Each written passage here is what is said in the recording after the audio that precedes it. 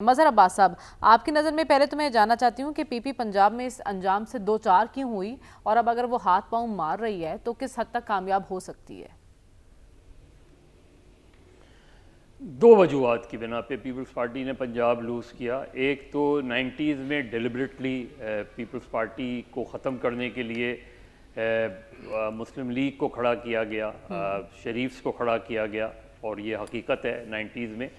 और तो वो तो एक स्टेट का नैरेटिव था कि पीपल्स पार्टी को पंजाब में किस तरह कट्टू साइज किया जाए। दूसरा जो पीपल्स पार्टी के अपने जो फ्लॉज हैं, पीपल्स पार्टी ने इन द लास्ट 20 ईयर जो इत्तेहाद किया वो एंटाई पीपल्स पार्टी जमातों के साथ किया, जिसका उन्हें पंजाब में बहुत शदीद नुकसान हुआ। उनका मुस्लिम लीग नून के साथ जो इत्तेहाद है उसको पीपल्स पार्टी के वर्कर्स ने दिल से कबूल नहीं किया, और उसका एक सबसे बड़ा नुकसान उनको ये हुआ 2008 से 2013 तक, जब एक फ्रेंडली अपोजिशन का तासुर गया पीपल्स पार्टी और नून लीग का। तो पहले तो नून लीग पीपल्स पार्टी के जो बहुत से डिविजन्स थे, उसमें बहुत से लोग उन्होंने कहा कि हम तो सारी ज़िंदगी पीपल्स पार्टी को सपोर्ट करते हुए एंटायर मुस्लिम लीग के उसके साथ जवान हुए हैं, और अब आप कह रहे हैं मुझसे ये कह रहे हैं कि हम इनको सपोर्ट करें। फिर दूसरा सेटबैक उनका हुआ कि उन्होंने चौधरीज़ के साथ इत्तेहाद किया, जब चौधरी परवेज़ इलाही को डिप्टी प्राइम मिनिस्टर बना दिया। उससे भी जो उनका गुजरात वगैरह में उनके जो सपोर्ट थी वो ख़त्म हो गई, इसलिए कि वहाँ जो पीपल्स पार्टी के लोग थे उन्होंने कहा हम तो सारी ज़िंदगी इनसे लड़ते रहे हैं, आज आप हमसे ये कह रहे हैं कि हम उनके साथ जाके खड़े हों।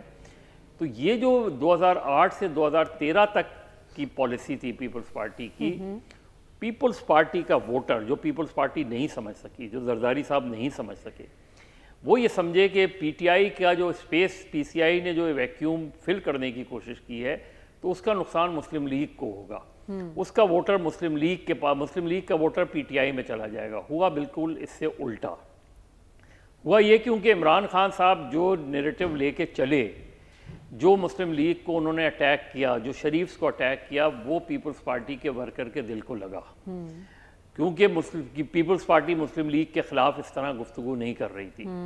तो जो 2013 का इलेक्शन हुआ है उसमें जो पीपल्स पार्टी का वोट लूज किया, वो दरअसल पीपल्स पार्टी का वोट तहरीक इंसाफ को गया।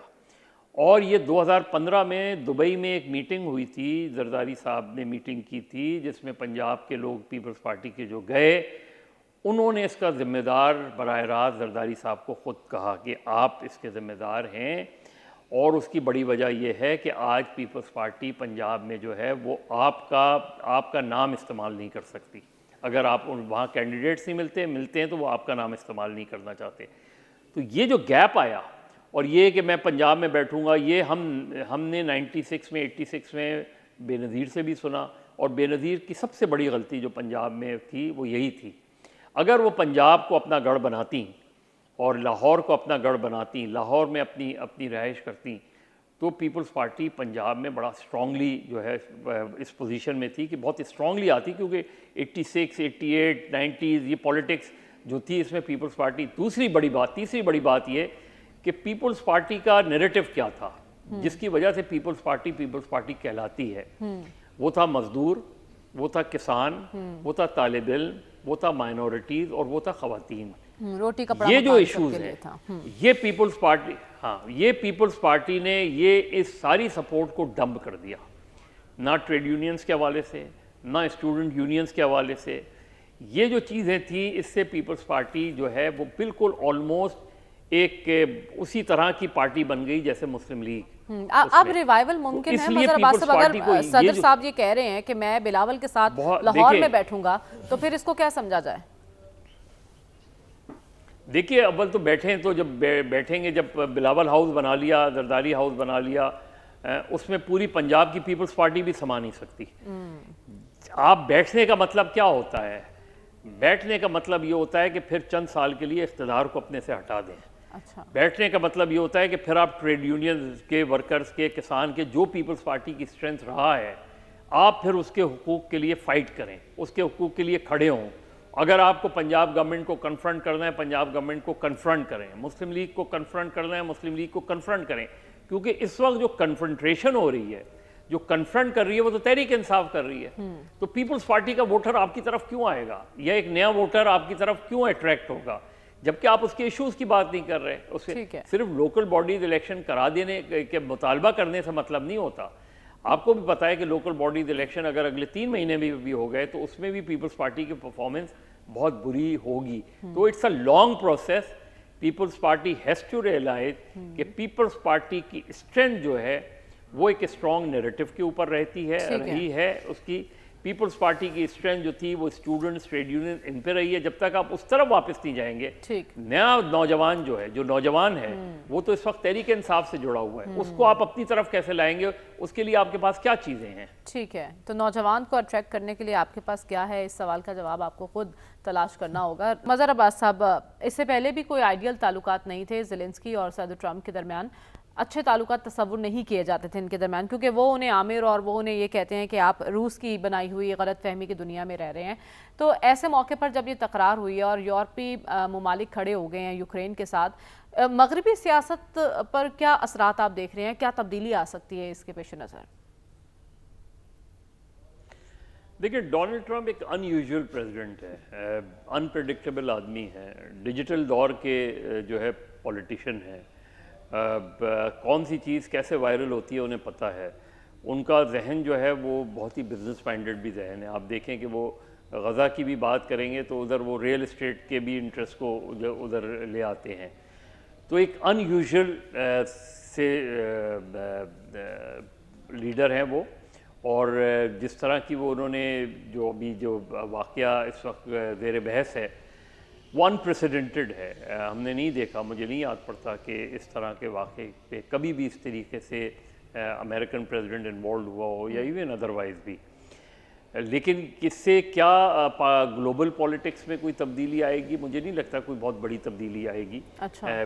ज़ाहिर है यूक्रेन इस वक्त एक आइसोलेशन में चला गया है, और वो आइसोलेशन बहुत ऑब्वियस सा है। अगर अमेरिकी सदर यूक्रेन के प्रेसिडेंट के बारे में इस तरह की ज़बान इस्तेमाल कर रहे हैं तो ये वो तो सारा डिपेंड ही उधर कर रहा था रशिया के साथ। लेकिन उन्होंने ऑप्शंस अब भी खुले रखे हैं। वो उन्होंने बताया कि अगर ज़ेलेंस्की जंग खत्म करना चाहते हैं तो वो वापस आ सकते हैं, बातचीत हो सकती है उनसे।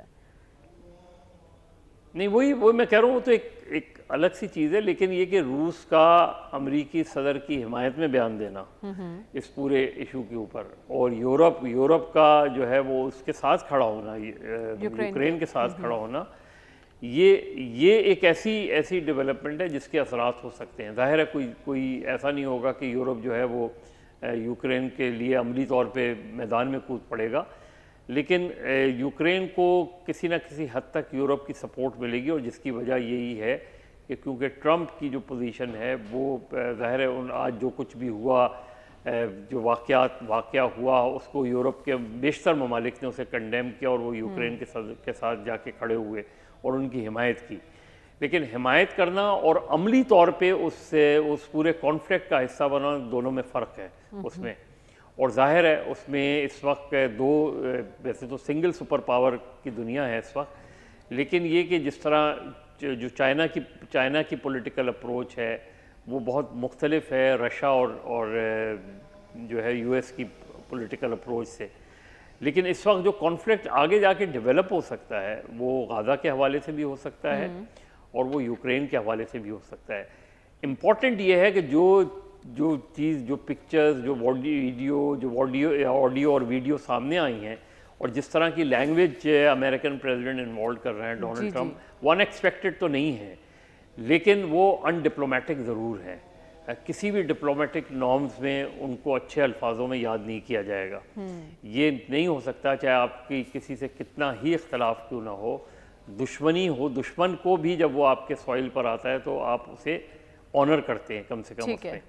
तो ये जो मैसेज है ये किसके लिए है, ये बड़ा ख़तरनाक मोड़ है। लेकिन यूक्रेन इस वक्त जो है वो यूरोप की सपोर्ट से ज़रूर है, लेकिन यूक्रेन इस कॉन्फ्लिक्ट में एक आइसोलेशन का शिकार हो गया है। ठीक है।